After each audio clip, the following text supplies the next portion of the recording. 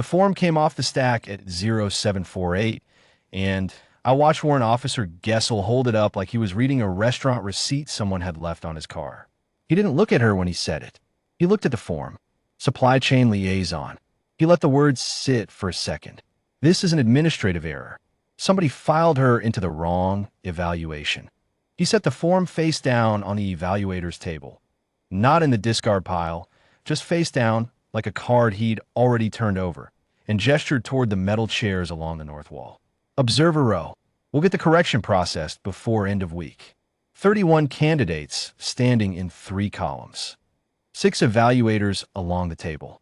Me at the intake desk by the door with a clipboard, a roster, and 2 days of paperwork that I had processed without, as it turned out, reading page 2. She didn't move for a moment. Not out of defiance. She just took a breath the way you take a breath before you pick something heavy up. I'm on the evaluation roster, she said. Gessel picked up his own clipboard. You're on a routing error. Observer row. She walked to the north wall and sat down. The candidates in the front column didn't look at her. The ones in the back did.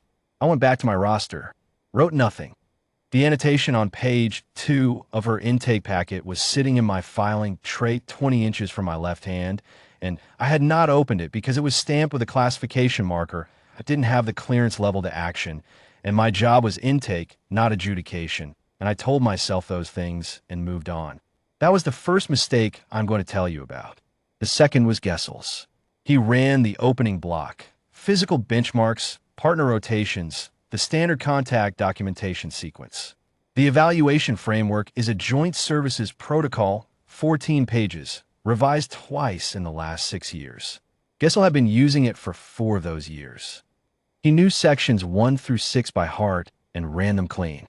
Section 7, Sustained Contact Assessment, the Endurance and Redirection block. He skipped every evaluation, same as every other warrant running the framework at the 3 FOBs I'd seen it administered. Section 7 was technically required. Nobody had ever completed it correctly. The instruction set was too precise, too demanding. The protocol assumed a level of preparation that the candidates didn't have, and, frankly, that Gessel didn't have either. He skipped it and noted evaluation environment insufficient in the remarks column, same as always. Nobody above him had ever flagged it. He was 3/4 through the morning block when one of the candidates, a CW2 named Brackett, 220 pounds, won the last 4 evaluations at 2 different FOBs, made a comment under his breath that I won't repeat. The evaluator next to him heard it and didn't say anything. Gessel heard it and decided it was an opportunity. He stopped the clock. Since we have a guest, he said, and the word guest landed the way he intended, let's give her a chance to demonstrate something before she heads back to supply. Framework Section 7. 1 round. Brackett, you're the contact partner. He looked at her in the observer row. You're welcome to decline. The room got a little too still. Brackett cracked his neck. She stood up from the metal chair. 3 rounds, she said. Section 7 calls for 3. Gessel almost smiled. 1 round is sufficient for a demonstration. 3 rounds is the protocol, she said. I'll run the protocol. He let it go because he thought it didn't matter. I should tell you what Section 7 actually requires. The Sustained Contact Assessment isn't a fight. It isn't a sparring match. It is a documented endurance and redirection sequence. The contact partner applies a graduated series of force vectors in a fixed order, and the subject demonstrates the framework's absorption and redirect methodology under compounding physical stress. Round 1 is manageable. Round 2 is not, for most people. Round 3 is the section that nobody runs correctly because by that point the methodology has to be automatic, built into muscle and nerve and breath, not thought about, not recovered to, just there, executed. Gessel had read about round 3. He had never seen it done.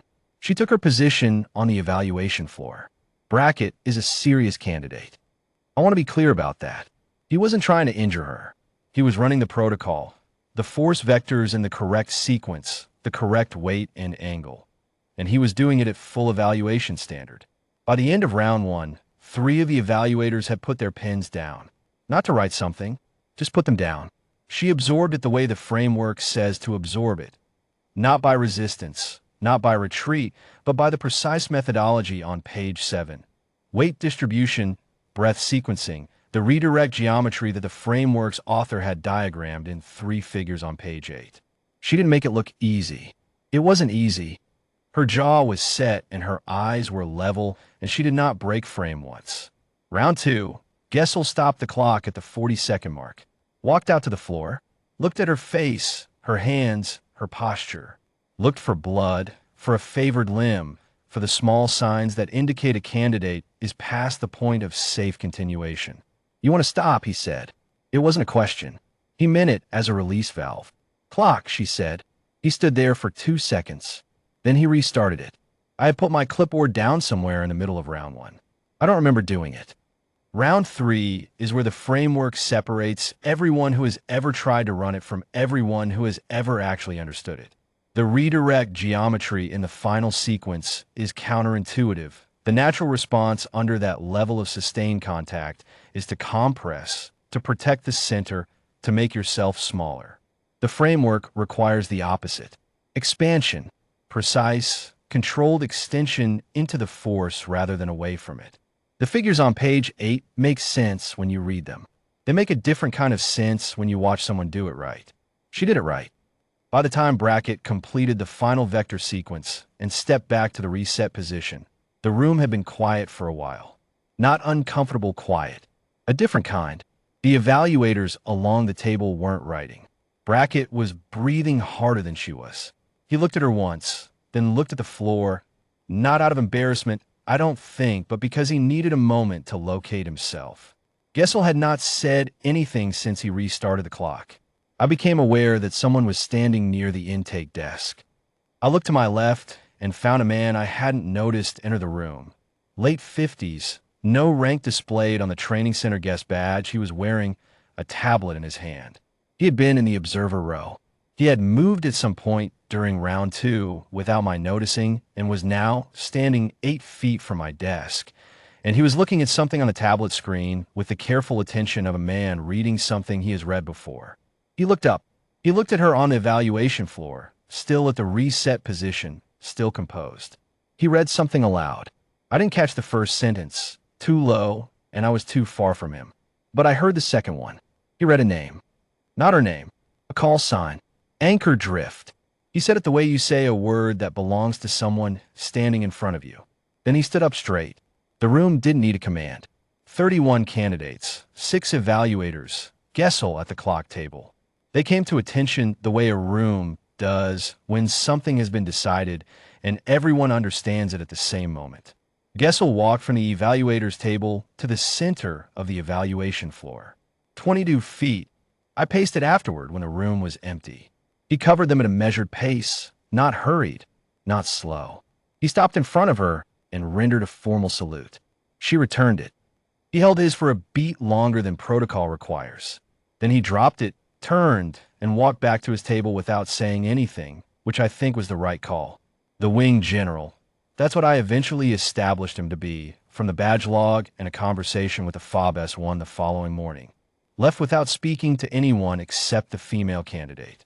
That exchange lasted about 40 seconds. I was across the room and didn't hear it. She nodded twice. He left. I stayed at the intake desk until the room cleared. The candidates filed out in the same 3 columns they'd stood in, quieter than they'd come in. The evaluators gathered their paperwork. Brackett was the last candidate out. He paused at the door and looked back at the evaluation floor for a moment, at the empty space where the 3 rounds had happened, and then he left. I opened the filing tray, took out her intake packet, turned to page 2. The annotation was 6 lines. Classification header, a reference number, 2 lines of text, an authorship credit, and a date. The authorship credit read, Joint Services Close Combat Assessment Framework, Sections 1 through 14, Primary Author. The call sign field read, Anchor Drift. The date was 2009.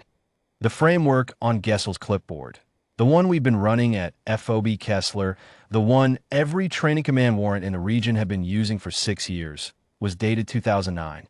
Section 7, Sustained Contact Assessment. The section nobody ran.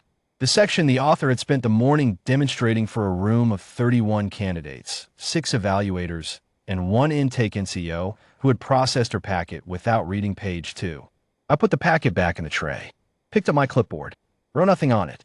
There is a habit I have now that I didn't have before that morning.